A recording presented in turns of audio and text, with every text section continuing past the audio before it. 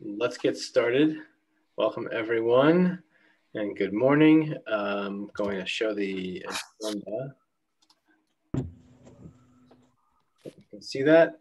So yeah, it's been an eventful fall and eventful November.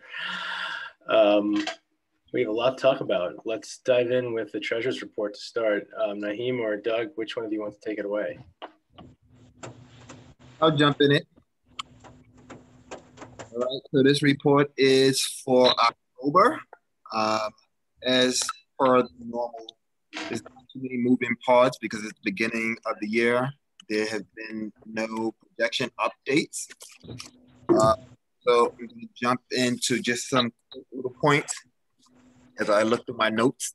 Where was I? All right, for the month of October, if we look at the 4100s, which is our state grants line, we're slightly under for the year to date, $128,000. That has to do with when we start our first two invoices to the state, we usually project our SPED student count lower. I believe we projected 42. Currently, we have somewhere around 80. So we should see a bigger difference. And that number of 128 should basically disappear, and we should have a surplus for the year to date. Really important. To move down to our federal grant, which is our 4200 line. Year to date, we are under $28,000. That just have to do with our IEDA payment. We budgeted over 12 months, and we get it in one lump sum. It's slated to come to us next month, so we should see that in the December report. Contributions, we're under again $29,000. We will be starting our Tuesday, so hopefully that will help out and flatten that curve, so to speak, and possibly have a surplus for the November's report. I'm going to jump down to our expenditures and pointing out that right now we have $520,000 surplus with our personnel expenditure line. We have some positions that we haven't filled, and then the way we do our budgeting for our teachers, they're paid over 12 months, but earning money over 10. So we just see some of that parked over there. Last on this list is going to be our after-school program, 6300. Since we are remote, we haven't actually had an on-site after-school program that we contracted out. We budgeted $75,000 for that program, and we have not spent any of it on that particular line. So we are plus $25,000. However, our virtual after-school program is up and running, and there's a good chance that we might see a shift in some of this after-school money that's supposed to be on site. Some of it may shift over to our after-school program. But that's really, it for our budgets versus actuals. What I would like to point out is going to be on our statement of financial position, which will be the next page.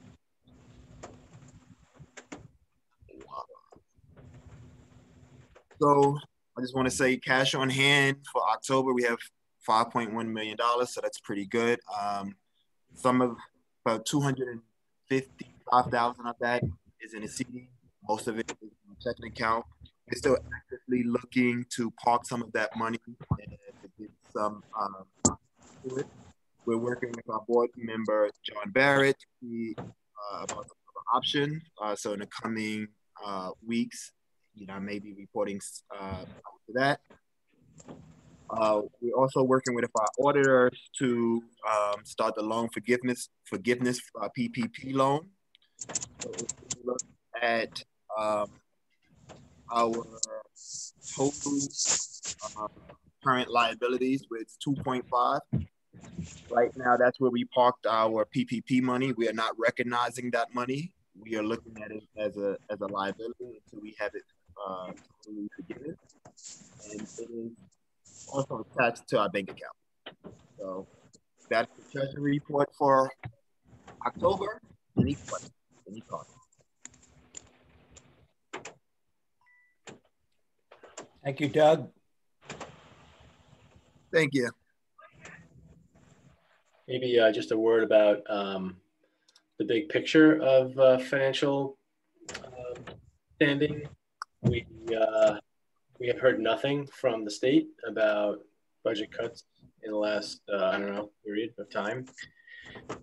And we budgeted carefully and expected that we may be hitting a 5% up to 20% per pupil, according to what the state's telling us.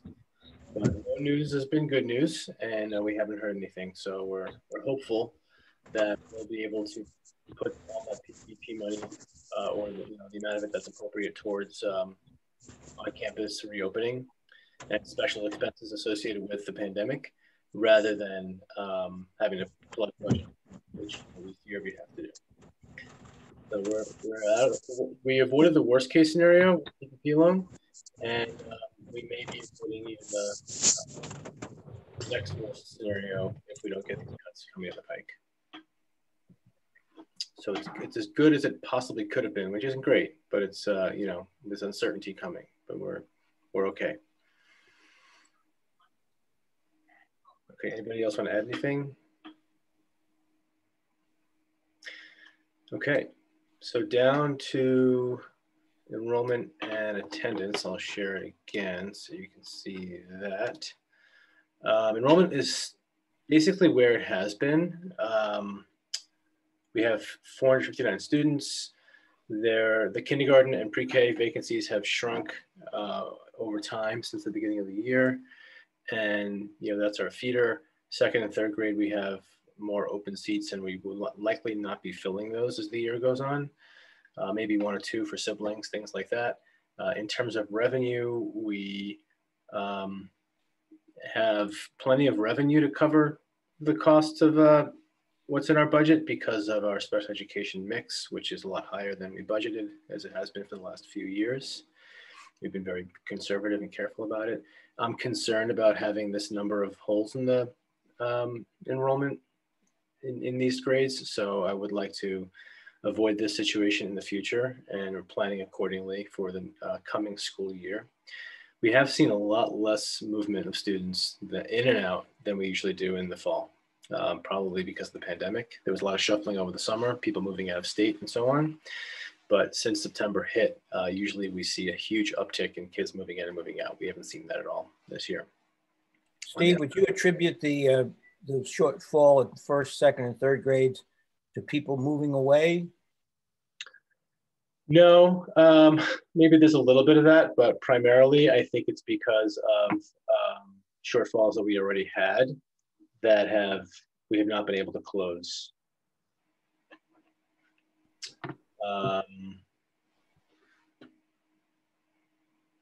Alejandro, why don't you talk about what's coming for the 21-22 year, and then we'll talk attendance. Alrighty, good morning, everyone. Just a few notes.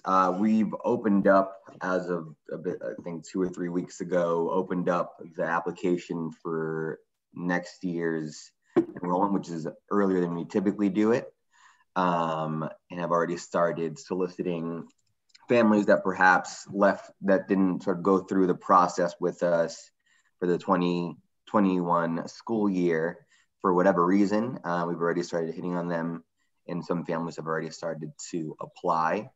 So we're getting ahead of that, where we were slow to perhaps do that last year. We're certainly on the earlier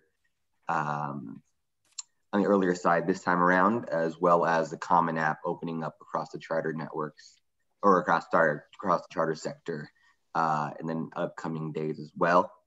The second piece is that with some of the exciting things that are happening at the school, we're trying to simultaneously get some of the social media enrollment push going. ahead of a more robust plan. We saw a lot of good tactics, strategies, interests built as a result of the heavy social media push that we had in the spring and summer. So we're just going to start that and hit it earlier, with the idea being that we could theoretically backfill on some of the grades that we're looking for this year.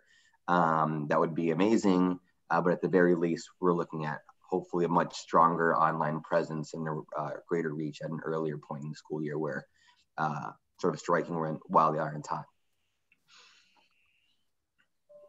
Yeah, I do think the social media push, it's been almost relentless by our communications team that we formed in the spring.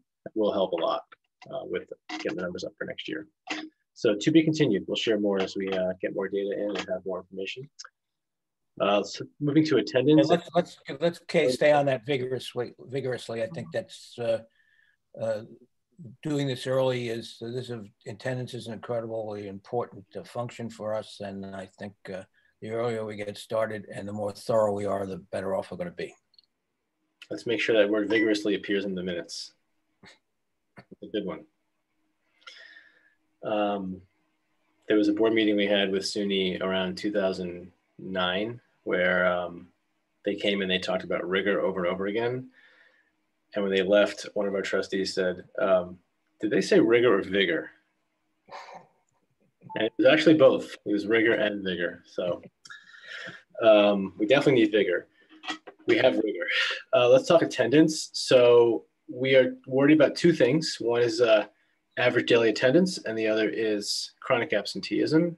And there's an attendance process that is unfolding that has many more details and dimensions to it than that, including the period attendance of kids when they sign on to which sessions in Zoom. It says 89%, but we actually broke 90% in a week. So that was pretty cool. First time we've done that since March. Our target has been 93%, which is a lot higher than what's happening in the city, but we think we can do it. We're still giving out Chromebooks. I'm not sure what the numbers are, Alejandro. You can maybe share that if people are interested in what's left, but we're down to the last load that's going out now.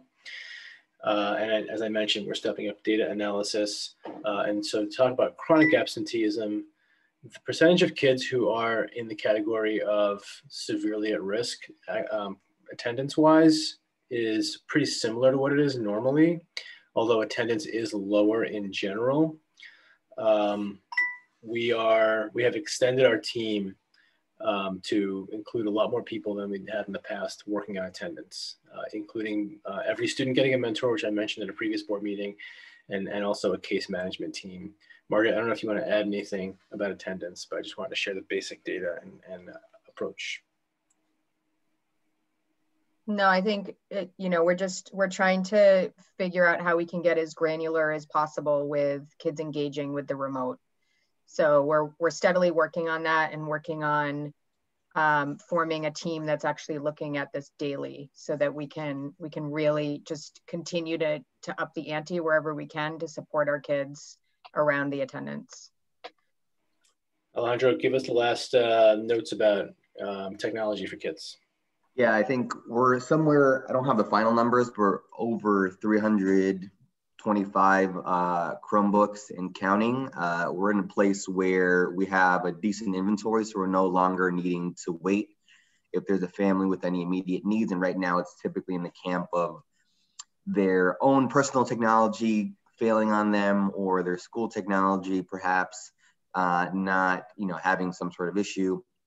So we have a pretty good system set up for being able to either mail out or have families pick up, and then in many instances having our tech vendor repair them and we can throw them back into inventory. So on that side, we're great with, I think, enough to support having students come back on campus and not having it impact our ability to give to families. There's another Chromebook cart arriving, I think on Wednesday, that will help again be able to make sure that that's no longer an issue. And finally, we're finding that some of our families that have a lot of attendance needs are in need of Wi-Fi support. And so any day now, we should expect 4 or 5 hotspots on site with a contract signed and approved by T-Mobile and Sprint for subsidized unlimited data hotspots if we want to purchase more. So I think we're in a place where we can financially support that for families who have that need. And we hope that that'll help shrink some of those major attendance concerns. Okay, any questions or comments about attendance or tech for kids? I think this is something to be applauded. I think this is having the attendance that high and having the tech coverage we've had is something that you've done very well. So what keeps us awake at night is the kids who are at the extreme end of the low numbers, because they're bringing down the numbers below 90%, but there are some who are really low. And we've got some kids that Alejandra mentioned in shelters where there isn't Wi-Fi, and they've had almost no access this entire fall. They've had some. And we've had kids who've been, moving from home to home with families. We've had a couple of kids in foster care who've moved from one home to another who just haven't tuned in. And we're definitely struggling to meet those kids' needs and where they are. But we have a whole team that's focused on it. So it's not all chocolate and roses, but it has definitely improved. And hopefully there's more chocolate and roses coming. Okay, the next segment of our meeting is Education Committee report, and there's two parts to it. One is about just accountability and data, which is just ramping up now. And so I want to present that and ask any others to chime in.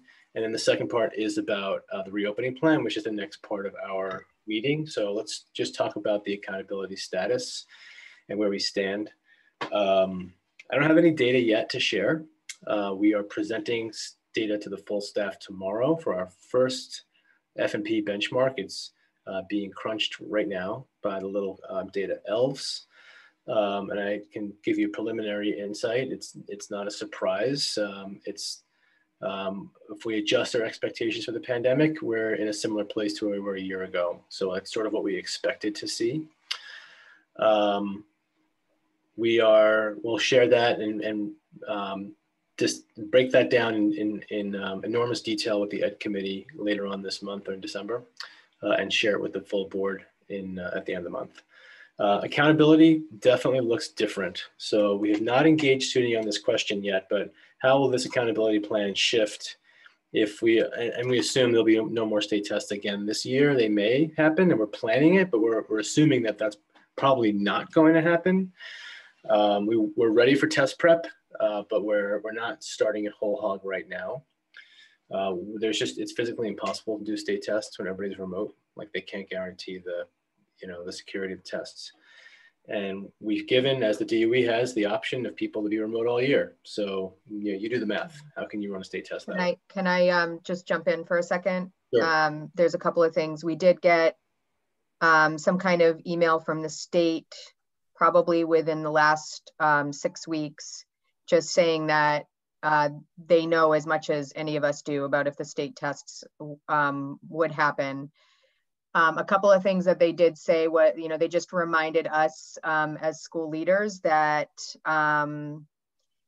partially it is out of their hands because it is a federal mandate to states to have state testing or not. So I just wanted to make sure that the board is clear on that. But that I'm not clear on what you just said, Margaret. Would you say that again, please? The states need to get approval from the feds whether state testing happens or not. It's not a state by state choice. It's a federal mandate because of the funding, how the funding works and everything. But and there's no indication that New York State's going to ask for a waiver or anything. You don't know anything about that.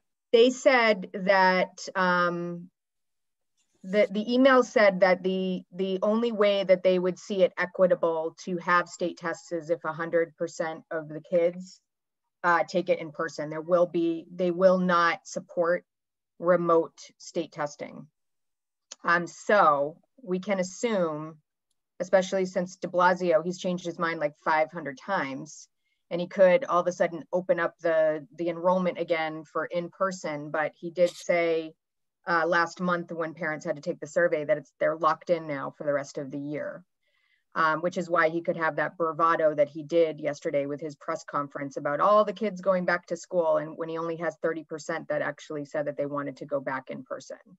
So he's locked in for the rest of the year, 30% of his student body of 1.1 million kids, parents opting to go back. So with that kind of stuff and thinking about the wording of this email, I feel confident that the state will ask for a waiver, but I don't know what the response on the federal level will be. So fair enough. Yeah. Just to put a cherry on top of that, it's not exactly a mandate. It is about the Title I money. And the feds can hold it over the states, but they don't necessarily they won't necessarily do that. Betsy DeVos said you must have state tests in the spring. And we all know that it won't be Betsy DeVos there anymore. So the new Secretary of Education might have a different approach, and probably it will. Given the state of the pandemic, I can't imagine the feds mandating states do their state testing again this year. So the upshot is we are going to need to ascertain from SUNY, and they probably don't know yet, but how closely they're going to try to approximate this data when we don't have equivalent data. Even our math interim assessment, it doesn't work over the computer remote.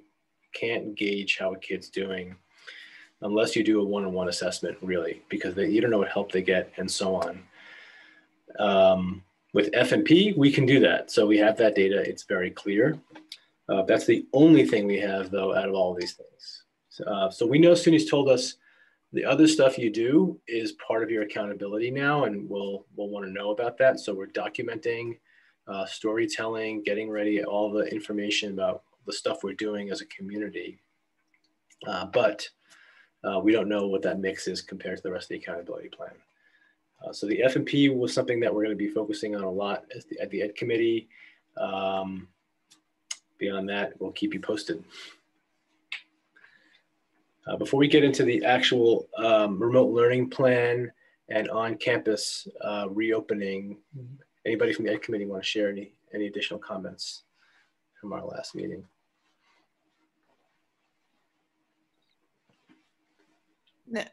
No, I think that's good. I think that was a good overview, Steve. Okay, so the other thing the committee that Brandy, you asked to do is to have us share just kind of a timeline and a status report on where we are with our model, how we've come to this point, what decisions we've made, and what are sort of key terms for us. So I'm going to narrate this, and then you'll be able to go on our website, and Josh will talk a little bit about that later and see a little bit of this in writing. So there's been an update there. Briefly, we have put our eggs into the remote learning basket. We anticipated the situation that's happening now, which is some spikes and ups and downs, and the city being halting, delaying, opening, closing quickly, opening again. We didn't want our families to have to deal with all this uncertainty, at least instructionally, because we can't control the uncertainty about whether your child's going to be home with you or be in school. We can't control the uncertainty about the infection rates, but we can control what our expectations are, what we ask of our kids. So we decided that until the dust settles, we are going to be remote as possible. And even the kids who come on campus will be learning remotely. And the reason that's important is as soon as you start doing blended learning, and you saw all the articles in the summer about this in the DOE, the concerns, the lack of planning, and there was a lack of planning from the DOE, but there's also it's a Rubik's Cube that is hard to solve. When you have different grades, having different cohorts in every school, having different numbers of kids staying home versus coming on site, different numbers who need special education supports, different numbers of teachers who can come on site versus have to stay at home. You've got to create a custom model for every grade in every school to do blended learning well. And we're prepared to do that, but we don't want to do that until we have to. And we don't want to do that until the benefits of doing that outweigh the disruption that are caused by the constant changes and the uncertainties. So that's why we are where we are right now, where it's all remote, and we are only doing on campus for kids who will learn remotely but be taken care of in the building. So I want to make that first thing very clear. Along the way, we made this decision gradually. I think that the APs who are not on this call, but they were the prime movers in advocating for this approach. They are the ones who did the most on the ground planning of having to pull these puppet strings of who goes where when it comes down to blended learning. And they also have the ears, their ears are to the ground for parents and hearing from parents, like the consistency is so important to us. We just want to know what's going on. We don't want to have to keep changing everything all the time. In the spring, we put our money right into this virtual learning site, and it was successful to the extent we could have hoped. And we've been tweaking it and improving it ever since. We've added instructional time. We listened to SUNY for their feedback, not about our program, because they really gave us almost no feedback about our program, but about the sector. And what they said was, what we're seeing that's the best, and what we want to make sure everyone does, is the following. 1, keep track of your kids, document everything you're doing. 2, define what attendance means and push for it. And 3, make sure that you're giving regular feedback to students about their work. So that was something that shifted over time in the spring. We learned from SUNY about that, and we slowly added new elements to the program. And by the fall, we hit the ground running, and we're able to give feedback to students every day about their work. And we see that as parents now too. We've settled on 2 different learning platforms. A platform is an online system where teachers and kids communicate about student work, and families can see it too. So in the early grades, it's called Seesaw. Students can upload their work, take pictures, and communicate with teachers. Teachers post assignments. In the upper grades, it's Google Classroom, where there's even a chat function for the whole class, and the teachers post assignments. So student work is provided that way. And we're also really happy because in math, our math curriculum, which is called Turk, is integrated into Google Classroom. So the units that we taught in bricks and mortar days, they're teaching the same lessons now virtually. And when the student goes to Google Classroom, they push a button and it takes them to the page of the assignment that they have to do that day. And then they click submit on the page, which is called Savis, the online version of Turk. They push submit and it shows up in the teacher's inbox in Google Classroom. So that integrates really well. So we're trying to make it more seamless. That said, teachers are busting their butts and working really hard, and it's really stressful. It feels like a lot more work than it is in the regular times. And maybe it isn't, I don't know, it's hard to gauge, but it's been really challenging to pull this remote learning off, which is again why when we get to going to blended learning, that's going to be a whole other shift in things, and we'll create new problems even as we solve problems. In October, we started on the on-campus remote learning. We brought in some of our staff members to do small groups. We wanted to wait and be super conservative and careful and cautious, which was another piece of feedback from families. I'm scared, I don't want to do this, I don't want to come back, make sure it's safe. So we were going to prioritize safety, but it made us take that extra time. So we didn't do remote learning on campus until we saw the DOE do it well for a couple of weeks, until we were sure that things weren't going to spike out of control. And the consensus is people aren't sure, but it seems like across the city, the school buildings have been safe. So the worst fears have not been realized, and that's good. So we started that in mid to late October, and we shut down just like the city did last week when they announced that they were above 3% for the 7-day average infection rate. And we'll reopen when we feel like we're going to be safe. That'll be the next conversation we have at this meeting. But I wanted to ask if anybody else, Margaret or anybody in the staff, wants to add anything just to explain the history of where we are and how we got to this point with our program.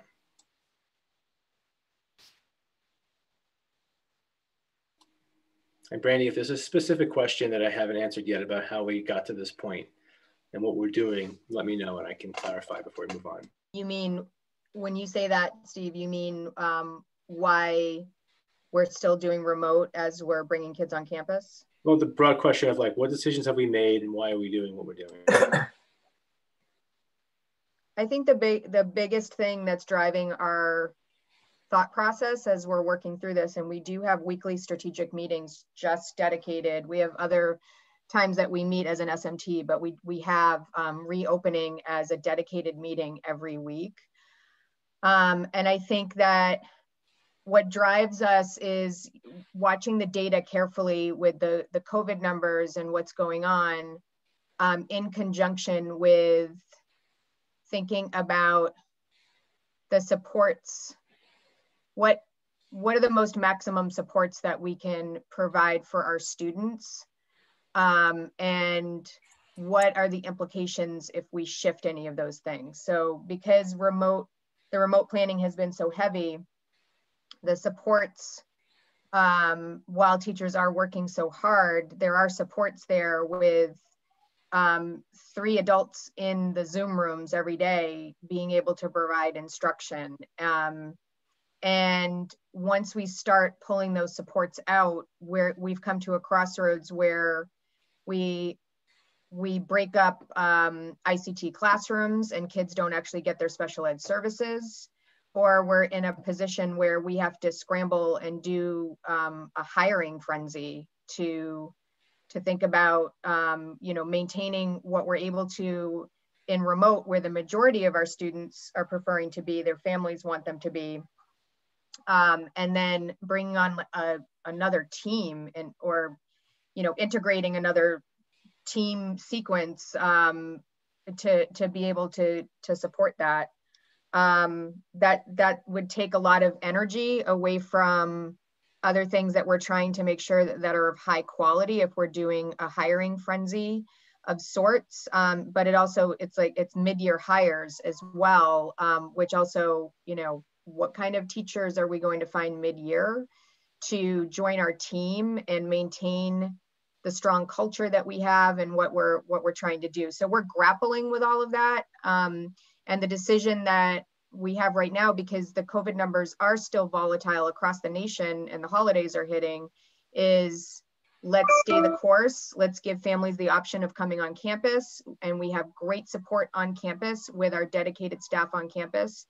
But it still allows for our kids to have all of the supports remotely that they continue to have. So that's where our thinking is right now. Thank you, Margaret. So now that takes us to today, or yesterday, when the mayor announced that schools are reopening for elementary school kids next Monday for the kids in the DOE who've opted in. Our team has not had a chance to gather yet and discuss this together. And we're faced with some of the same questions that we had in September, let's say October. Do we feel it's safe enough for us to reopen now that the city is reopening? And part of me, we haven't discussed it at all. So this is just like the questions we're asking now. We need to decide this in the next really 24 to 48 hours to be able to give our families lead time. Are we going to just stay lockstep with what the city does? So if they're opening, we will just keep opening and follow that. Should we wait a week, just like we did in the spring, in the fall, early fall, to see what happens and make sure? And if things are okay, then we'll plan ahead and jump on board. But we don't want the yo-yo effect where Monday they open and by Wednesday the city infection rates climb to 10% because of Thanksgiving, and now they have to close again. If we wait a week, we forestall that from happening. The other consideration is testing. So the city's opening with the condition that the students who come on site have to give consent for being tested in schools. We don't have a mechanism for testing in our school building right now. We didn't plan on it. We didn't think it was necessary because we thought we could rely on the city infrastructure, which has worked so far. The city is doing more aggressive student now, much more aggressive, and they have not included charter schools in that. So we are now looking into what it would take for us to contract an approved corporation who could subcontract out for us the testing and do it on site. So we could test our kids once a week or every few weeks. We've had our staff tested every 2 weeks by just sending them out to health and hospitals or the different testing sites around the city. but we have not tested students yet. So these are the considerations we're grappling with right now. And I can't give a forecast because we haven't met as a team to decide, but we're going to have to decide that in the next couple of days. And I thought it would be good to hear other thoughts board members had, questions we should be asking about, and opinions about the reopening given what the city's doing. First of all, Steve, I'd like, would you please, as your decision evolves, just let the executive committee know what you're doing. It can be very terse and just keep us abreast. Thank you. Looking at my own family, I've never really seen somebody as happy as my daughter was yesterday when she found out her kids were going back to school, although it's only for a few days a week. So I'm coming from the side of not me particularly, but I'm hearing that argument that, and I've seen it very clearly in the kids themselves, that the days they go to school, they are really happy. And they need to say their mother's happy too, but they're even happier than their mother, which surprised me. And so, you know, I think a lot of it has to do with parental attitudes and how secure the parents feel about how the operation's being run. And we have to safety is, you're absolutely right. Safety is the primary consideration in all cases. I don't think it's unreasonable to lag a week behind, particularly in this period of shifting sands. But you know, there is an argument to be made, do it as soon as you can too, but I don't think I necessarily agree with it.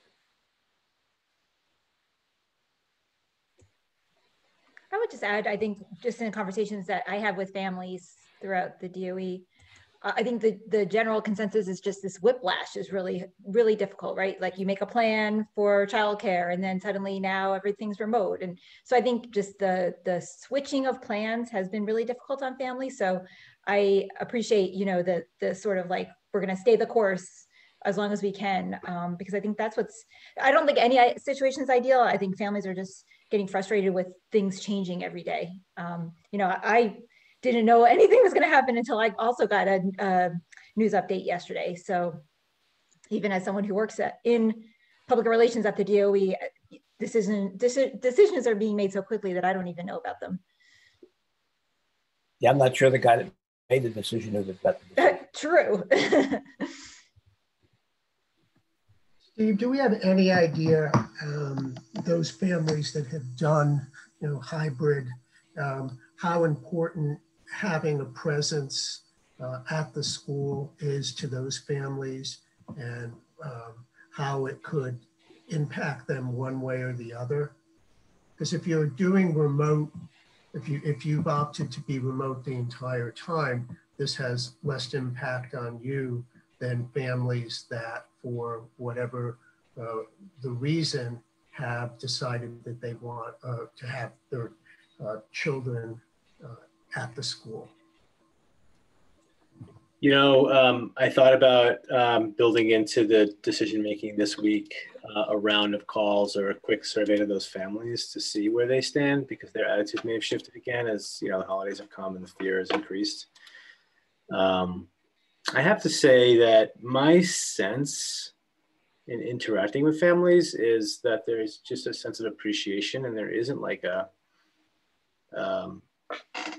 holding on with like my knuckles tight, you know, to this. We've had a lackluster attendance from a lot of the kids on campus. Some of the kids have been there every day, but most of them have been in and out at times, and they've done the remote learning at home on certain days when it's just been more convenient for the families, so which has been fine with us. But I don't get the sense that there's this aching demand to be there. I know the kids are happy to be there. They definitely are. But it isn't the same because it's so few kids, and they're not mixing with their whole class, and they're kept in these small pods that's intergrade in the pod. So, you know, it isn't like we're fostering that type of excitement about school that, you know, except for the very young kids where they are really happy to be in the building and the environment. But I don't see that same type of input, and I could be wrong. That's why I would like to get a little more input from families about it. I can just say, from the families who fall in the camp of like their primary guardian being an essential worker, in those instances, we have been, I think, undeniably helpful. I think a good example is the Villanueva Brito family has 2 students, and mom is a nurse, and so she is extremely grateful to have the opportunity. And so I think that essential group, for the most part, has been extremely happy and excited to have that. And those were probably among the more vocal folks, and so that's why we made sure that they were in there.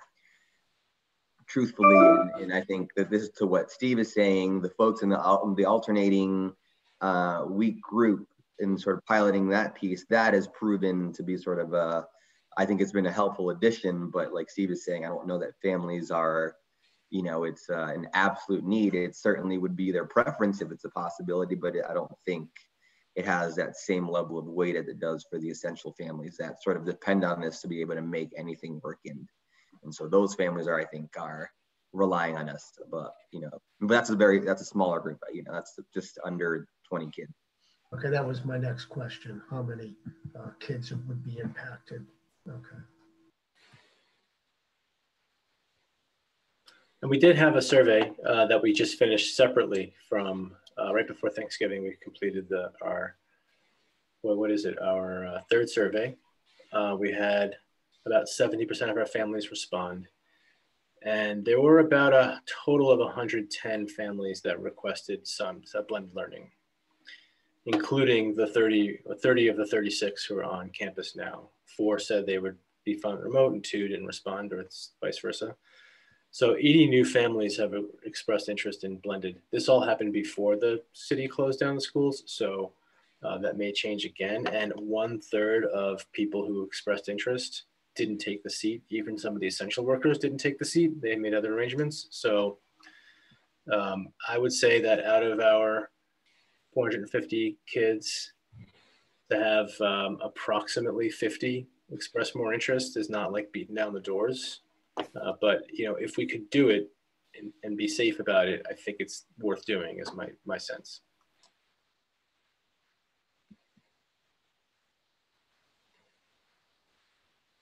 That's interesting, because I was wondering how the fact that we have a number of students who take public transportation factors into that analysis, because it's not like, the majority of our student population is walking to school. And, that's something that I would note in the analysis of what we ultimately decide to do. I think all of this thinking is going to be incredibly important to put in the accountability report.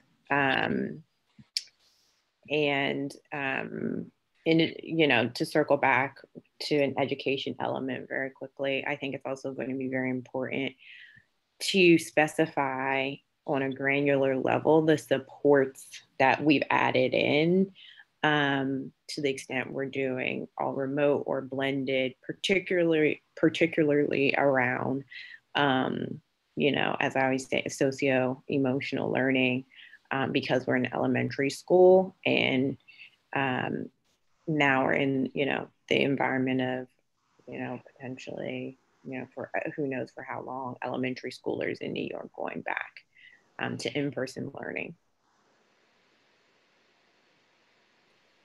That makes sense. I agree. Thank you for that. Any last comments, opinions, questions?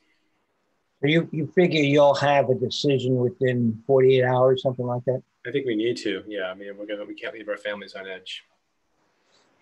I agree. We're probably going to send out something today saying stay tuned.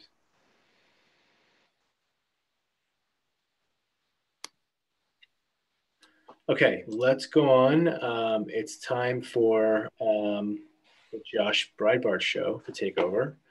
I believe the last part of our meeting is advancement. So it's one day away is Giving Tuesday. So Josh, take it away. Hi, everyone. Hope you're all doing well today. I think a lot of you have heard this spiel from me a million times, but I'm going to do it again. It's such a big hit. Tomorrow is Giving Tuesday. What is Giving Tuesday? Giving Tuesday is the biggest fundraising push of the year for Harlem Link Charter School. Giving Tuesday is always centered around supporting our extra programs at DOE, finances our general core school, but the fundraising push allows us to have a lot of these special programs that make Harlem Link so great, such as Start to Finish or After All. So what do we need? We need your help in order to get through. The last 2 years for fundraising, we've been doing these things called person-to-person campaigns. And if you don't know what that is, well, I will just show you. So I'm going to share my screen. So this is, I call it the hub page. And at this hub page, we have our Giving Tuesday messaging and where we're currently collecting. As you can see, we've already raised over $8,000. We actually raised a little bit closer to 18,000, but we're waiting for the check to clear. More news on that when it's clear. So the way that this works is, as opposed to having one fundraiser with one donation email that we just send out later, we found it better to enable our staff, our board, and our supporters to be able to make their own fundraising page. So if you go to the bottom, you could see that we have these different people who are all doing fundraisers on our behalf. And it's extremely easy to make your own page, less than 5 minutes. If you click on start a fundraiser, you can have one like the handsome Mr. Peter Carey right here, and then he could send out his own personal fundraising page to all of his friends and family. You can keep the text directly as it is, or in the case of Ms. Meebert, you can also do your own changes, whether it be adding in pictures that you feel are personal to you and your engagement with the school, or change the languaging based on what you feel is important or what you think would get your donor base motivated to give. You can either start a fundraiser or you can donate directly. We encourage people to start creating fundraisers or donating now so that we have a nice head start on the big push, which is tomorrow. So is this fundraiser the only way that you can give on Giving Tuesday? Well, no, actually. You can also just share the site. You could share other people's sites. We actually are having a staff raffle at our end of the year party that tallies what everyone has been making and gives them raffle tickets, and we'll have some prizes supplied by the generous Peter Carey and Ken Catandella. Now, one big thing that gets asked a lot of years is, well, I have a bigger donation, and when I donate to Network for Good, who is the people who are hosting the page, they take a small percent, and obviously with a bigger donation, it's a much bigger percent. And I want to make sure it goes all to the school. So what a lot of people have been doing, including Miss Brandy DeMoss, is that they've been donating directly onto our PayPal, which you could find at our, oh my goodness, what's this? Oh my God, we have a brand new website, everyone. As of last night, this has gone live and we have a brand new website for you to get involved with. It is kind of a stealth rollout right now as we're kind of making sure there's no other glitches or problems with the page. In our fundraising email, we'll have a few links to the different pages on the website, and then emailing staff as well tomorrow, and then slowly roll it out to the public before the end of the week. But where I was with this before is you can either go to get involved and press donate, or go down here to where it says donate here. Can't be reached. That's a great thing to, oh, the website there is wrong. I will fix that link after this. But if you go to donate up here, there you go. Those are the glitches I was talking about. You can go here and you can donate directly via PayPal. And we also have some links to our Giving Tuesday if you need to link the site to anyone else. So check out the website, check out the fundraiser. We need your help to get involved. The board helped raise over 50% of the Giving Tuesday funds from last year, and we need your help to do it again. So please let me know if there's anything I could do to help facilitate that, and that'd be great. Does anyone have any questions?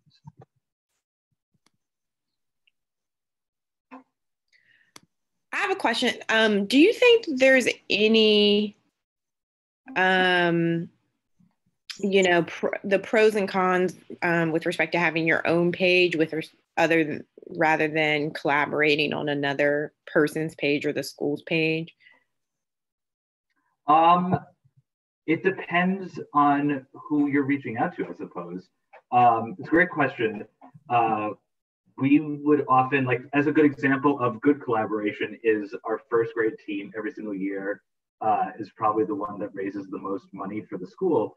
And they have often had their own individual pages, but that allows them to reach out to their own individual networks, but then they can also share each other's pages as well. If you want to support a fellow board member because perhaps it looks better for other donors, or maybe showing a page that's a little bit further along than others, there is more benefit to that. Yeah, that's what I'm thinking of, just from a strategic standpoint in terms of where you think we are and just sort of the trustee donations thus far. So I would definitely say either. So I would definitely say for some people, what is effective for them is to see this number. This is on the main page. Last few years, I've dissuaded from donating on the main page because this donate button wasn't right here at the top, and it made it really hard for people to donate directly. This year it's a little different because now you can just do it right on the main page. I think there are some people who will see this number down here and be like, all right, we're this close to 40,000, and they'll go like, okay, I can donate this and start raising the amount. So maybe in that case, a personal page such as either Peter's or mine is less effective than them seeing that final tally. So I encourage people to use what they know about their donors. The big thing about person to person is that it's more personal than when we would just send it out to all our donors and hope that they would donate. We still are sending out a newsletter to update people on where the school is and let them know that we're holding this fundraiser. But I think one of the big things about this campaign is the idea of being able to add that personal touch. Brandy, one of the, go ahead, Ken. So to follow that up, Brandy, there are two ways to look at it. One, I don't like all the text. It's too much text for me. And the people that I'm going to reach out to, they just want a bottom line something. And so I, every year, rewrite it. The other thing you can do is personalize emails to people and then use the link to that main page. So either worked, and that, you know, that's what I do. In fact, I just noticed the last gift that came in during this meeting was a $300 gift from a friend of mine in Zurich, Switzerland. And so, you know, I actually combine both. So I will send out a personal email with a link to my page. And that's primarily because I have a group of friends that are competitive. And so like they want to see who else is given on the page. So if it goes somewhere else to the more general page, then they may not see what so-and-so did. So for me, that's why I've gone with my own page. Yeah, I do the same thing, Brandy. I write a little note, try to personalize it a bit to each person or couple that I'm sending this to. And then I tell them, look at the URL on the bottom of this message, click on there, and then you can hit the donate button. I also send a personalized thank you to everyone that contributes to my page.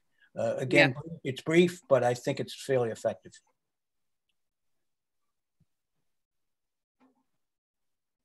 Excellent. Does anyone else have questions? Excellent. So I am going to drop into the chat this quick bit link. This is a very easy way to get right on the page. If you lose it, just email me. If not, either later today or early tomorrow, there will be a newsletter going out to everyone. You'll have the link splattered everywhere, and you'll be able to find it no matter where you are. So let me know. Thank you very much for all your help in advance. We really couldn't do it without you. Okay, terrific. Thank you, Josh. And shout out to Josh and other team members who worked hard on the website, which took some time to come together. And I think it's fabulous. So we've been crowing about it for years. We need a new website. Josh got up out of his chair and did something about it. Actually, probably stayed in his chair and did it. a whole lot of team members. So Alejandro is also deserves credit. He's giving Ashley credit. Ashley was a partner in crime with Josh, a whole team, but really primarily Josh and Ashley were the two. So a shout out to all those team members for the hard work and making it fantastic. So that concludes our meeting. Pete, any closing thoughts for us? Last thing. We didn't have anything that we had that the board had to officially make any motions about. There were no minutes that need to be. No, I just try to keep us informed as best you can without taking up too much of your time, because I know you got 73 balls in the air and you kind of juggled out. But I think you've handled this very, very difficult situation extremely well to date. So keep it up, please. Thank you to the board, and also a big shout out to the team members who are making it happen every day. Margaret, you're on mute. Why don't you end us? Unmute. You want me to unmute? I saw your lips moving. Oh, I'm sorry. I was talking to a 5-year-old behind me who doesn't want to go to math class, so gotcha. I'll probably have to scoot off. I'm more than 5 years old, and I don't want to go to math class. Anyhow, I'm trying to negotiate it. I move that we adjourn. Do I have a second? Second. Any objection? Thank you all very much for being with us today. And great to see everybody. People at the school for everything you're doing. Thank you. See you soon. Bye, everyone. Thank you. Bye. Thanks. Bye now. Bye, John.